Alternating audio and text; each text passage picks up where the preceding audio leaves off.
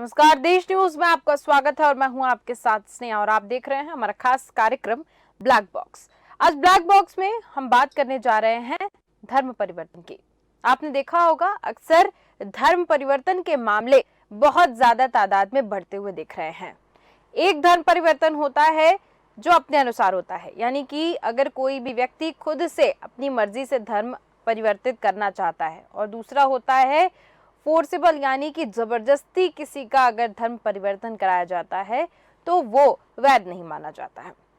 हमारा भारत बहुधर्मी देश है जहां विभिन्न प्रकार के धर्मों की रचनाएं और उनका प्रचार प्रसार हुआ है, और हमारा भारतीय संविधान भी अपने देश के नागरिकों के साथ दुनिया के अन्य किसी भी देश के नागरिकों को अपने धर्म को अभ्यास करने की मौलिक अधिकार प्रदान करता है। बहुधर्मी होने के कारण हमारे भारत में सर्वोच्च मान्यता संविधान को प्रदान की गई है, जिससे सभी धर्मों के मध्य समानता, एकता और शांति स्थापित की जा सके।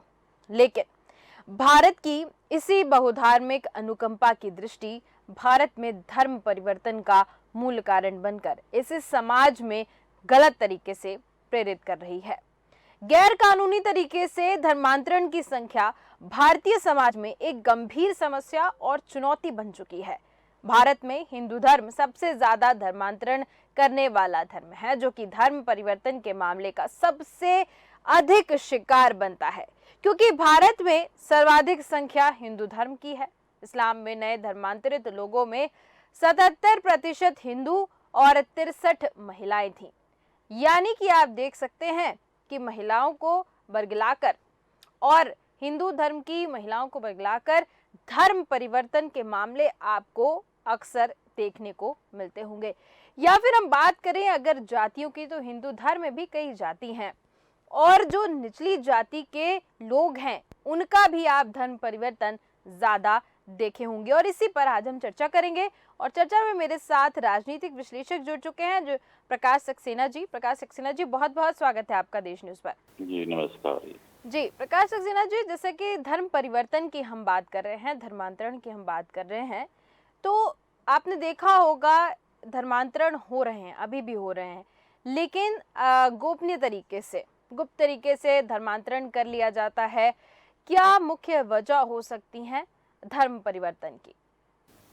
जी, वजह तो बहुत सी हैं जमीनी इस पर, और ये सदियों से वजह बनी हुई है ना। यदि हम देखें तो स्वामी विवेकानंद ने भी अपने समय में इस पर चिंता जताई थी।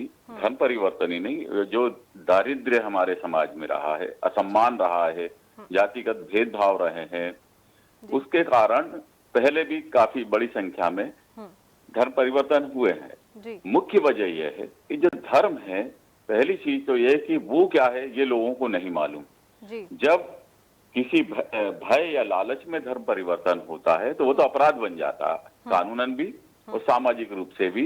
यदि आप किसी को डरा धमका के या प्रलोभन देकर यदि धर्म परिवर्तन करा रहे हैं तो एक अपराध है, और ये पूरा मिशन के तौर पे किया जा रहा है। ये अपने धर्मावलंबियों की संख्या बढ़ाने, दूसरों को नीचा दिखाने या आधिपत्य जमाने की प्रवृत्ति के कारण भी हो सकता है। तो सबसे बड़ी चीज जो हमने हमारे समाज में देखी है, हम हिंदू समाज बोल रहे हैं, तो वो सदियों से शोषण इसकी बहुत बड़ी वजह रही है। जातिगत असम्मान, हम उनको अपने समाज में बराबरी का दर्जा देने से परहेज करते हैं। जब वो कोई दूसरा धर्म अपना लेते हैं तो फिर उनको सम्मानित तरीके से हम बैठाने लगते हैं। तो लोगों को ये आसान रास्ता लगता है सम्मान पाने का कि यहाँ हमारे साथ इतनी घृणा है, इतना अपमान है, तो क्यों ना हम कोई दूसरा धर्म अपना लें। दूसरी चीज है शोषण, क्योंकि शोषण सदियों से और आज तक चल रहा है। यदि हम आर्थिक असमानता देखें अपने देश में, आज के आर्थिक हालातों में भी तो भयानक आर्थिक विषमताएं हैं।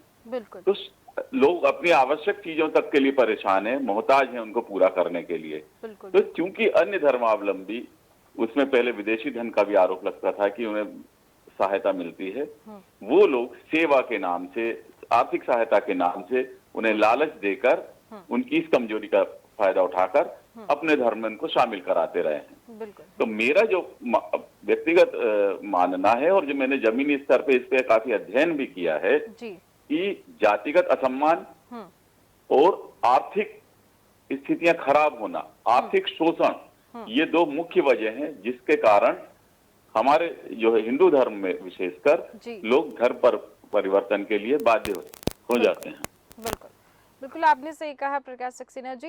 यहाँ पर देखिए दो बातें निकल के आती हैं प्रकाश सक्सेना जी। एक स्वैच्छिक रूप से होता है, यानी कि अगर कोई व्यक्ति खुद से धर्म अपना परिवर्तित करना चाह रहा है, किसी और धर्म को अपनाना चाह रहा है, तो वो एक अलग बात हो जाती है। लेकिन प्रेशराइज तरीके से भी कहीं कुछ क्षेत्र में, भारत के भी बहुत से ऐसे क्षेत्र हैं जहाँ पर प्रेशर देके, यानी कि फोर्सेबल तरीके से धर्म का परिवर्तन देखने को मिलता है, उसको लेकर आप क्या कहेंगे?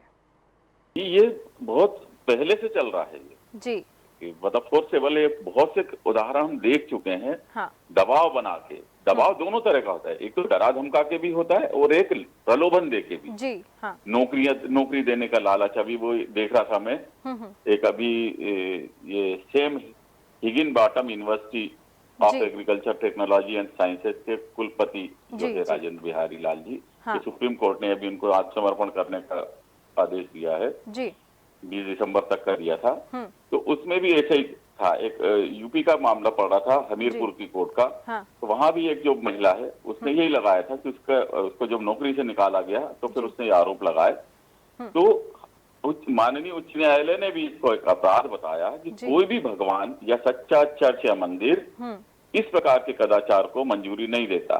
अगर किसी ने धर्म परिवर्तन चुना है तो ये उसका अलग पहलू है, पर प्रलोभन या भय ये इसमें नहीं होना चाहिए। बिल्कुल बिल्कुल, आपने सही कहा। हमारे यहाँ वैधानिक रूप से भी अपराध है और हमेशा से रहा है। मुख्य वजह यह है कि ये संवेदनशील मुद्दा होने के कारण सरकारें इसको छू नहीं पाई हैं, छूने से डरती रही हैं। बिल्कुल बिल्कुल, इसमें दखल ना दें।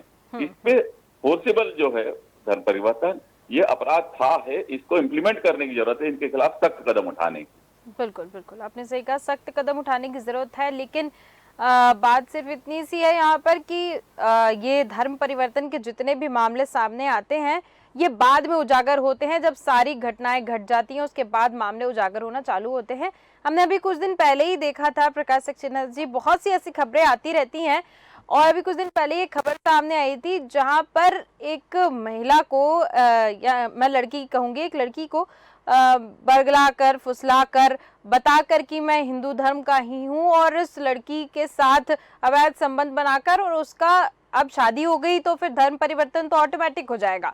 ये वाली प्रक्रिया जो है, जिसको समाज में कहा जाता है लव जिहाद, ये प्रक्रिया जो है हावी होती दिख रही है, और कहा जा रहा है कि पढ़े लिखे युवा इसके उस कटघरे में नहीं फंस रहे हैं।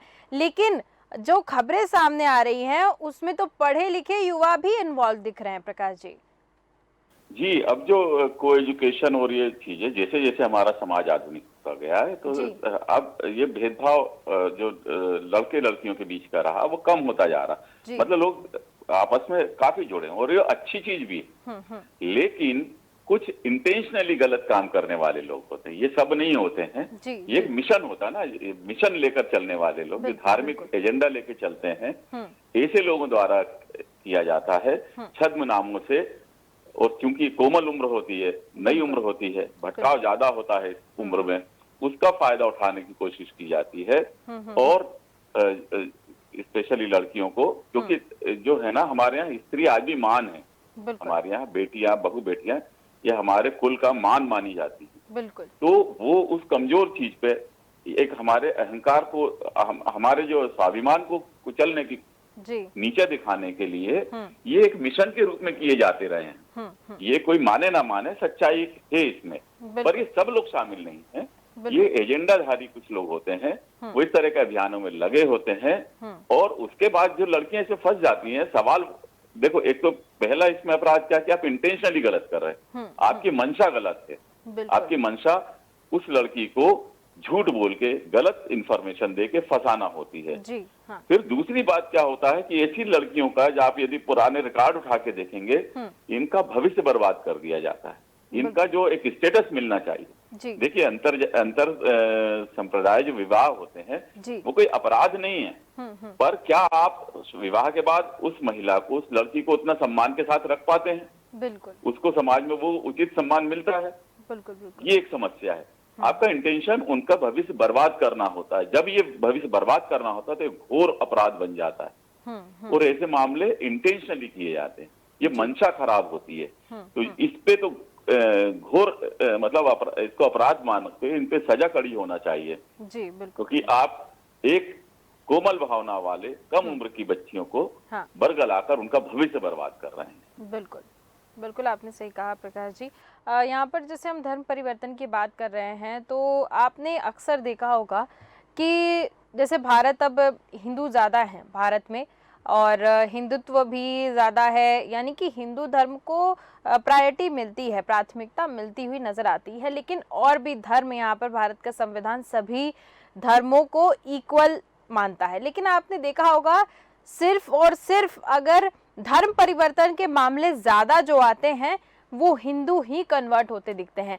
बहुत ही कम ऐसे केस आते हैं जहां पर कोई इस्लाम धर्म से हिंदू में आ रहा हो या फिर ईसाई धर्म से हिंदुओं में आ रहा हो।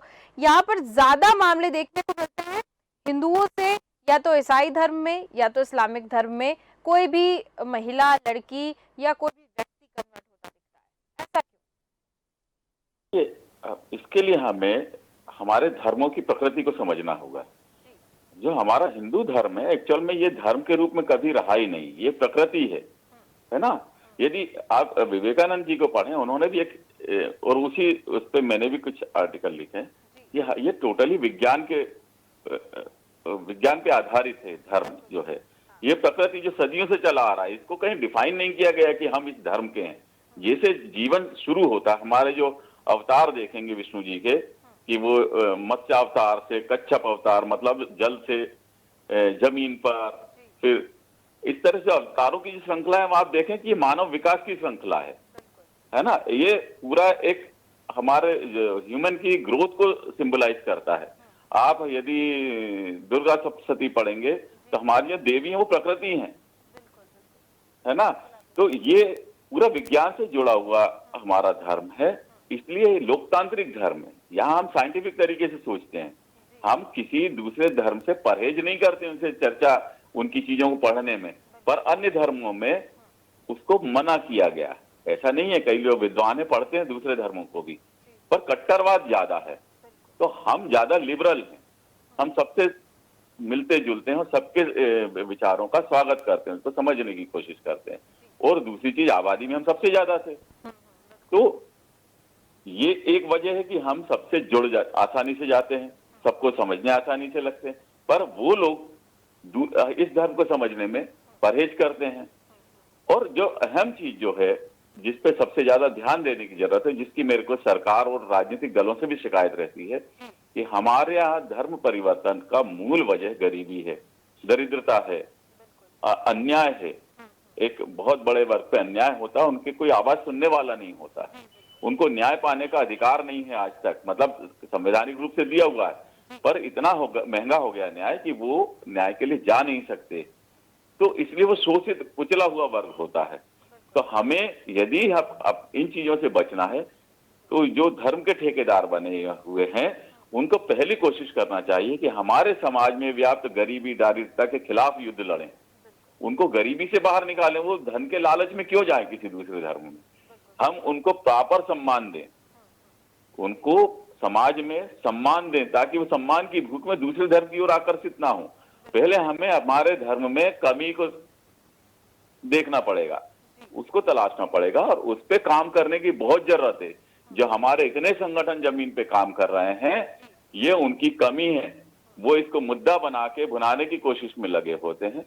जबकि हमें चाहिए कि हम जमीनी स्तर पे ऐसी योजनाएं लाएं, पहली चीज उनको न्याय, भीड़ का दबाव नहीं हो, है ना। धर्म हमारे यहाँ आत्मोन्नति का कारक है। हमारे यहाँ ये आध्यात्म से जुड़ा हुआ है। और मैं जो वास्तव में धर्म उसी को मानता हूँ जो आध्यात्म, जिसकी आत्मा हो, कि हम पैदा क्यों हुए, हमारी मृत्यु। देखिए, हर व्यक्ति, हर धर्म में पैदा हुए व्यक्ति को जन्म लेना और मृत्यु को धारण करना है। वो इस दौरान किस लिए आया है इस धरती पे, उस उद्देश्य को मालूम होना चाहिए। ये धर्म है, धर्म आपका चरित्र है, धर्म कोई नाम नहीं है किसी संगठन का। तो इस चीज पे हमें ध्यान देना चाहिए। एक आखिरी सवाल मैं आपसे पूछना चाहती हूँ प्रकाश सक्सेना जी, जैसा कि यहाँ पे धर्म परिवर्तन के मामले हम बहुत सारे देखने को मिलते हैं और ये जैसे कि आपने कहा कि सदियों से चला आ रहा है धर्म परिवर्तन, और भारत में गरीबी एक बहुत बड़ा कारण माना जा रहा है।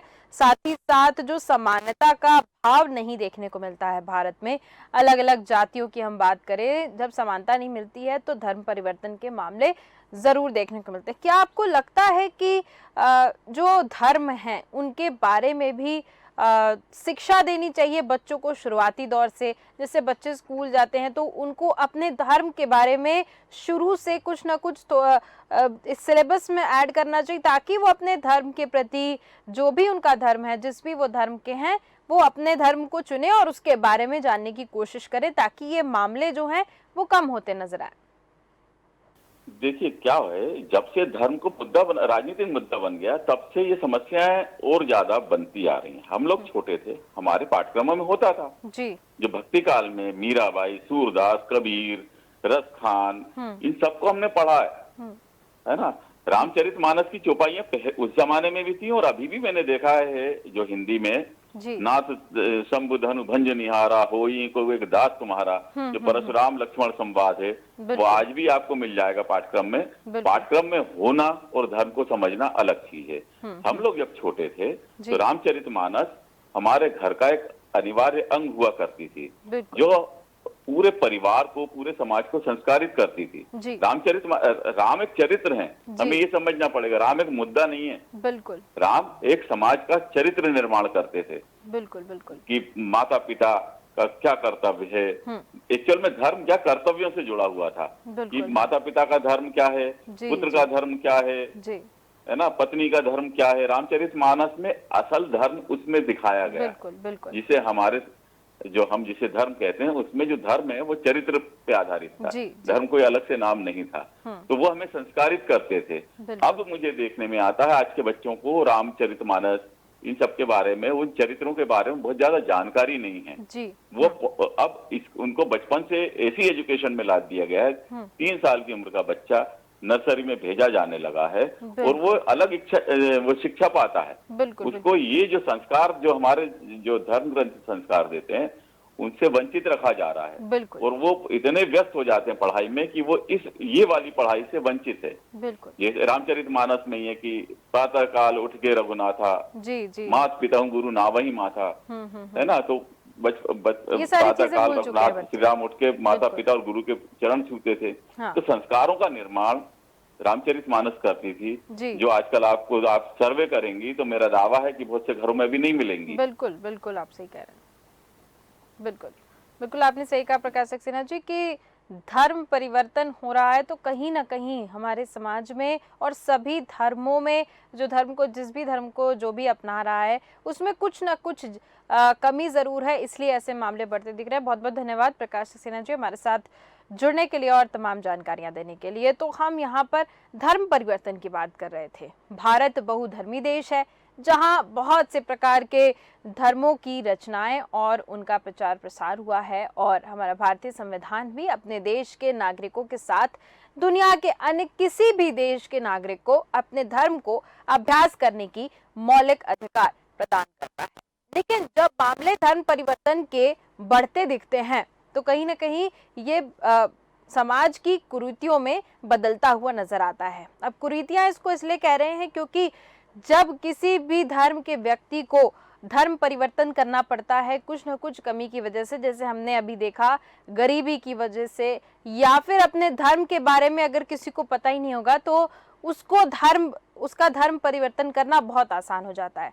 तो सबसे पहले धर्म परिवर्तन में कमी हो, सबसे पहले अपने धर्म को लेकर हर किसी को जागरूक होना चाहिए, जिस भी धर्म का हो वो, तभी जाकर ये जो फोर्सेबल यानी कि जबरदस्ती जो धर्म परिवर्तन होता है, धर्मांतरण किया जाता है, उसमें कमी आ सकती है। तो फिलहाल के हमारे कार्यक्रम में सिर्फ इतना ही। देखते रहिए देश न्यूज। नमस्कार।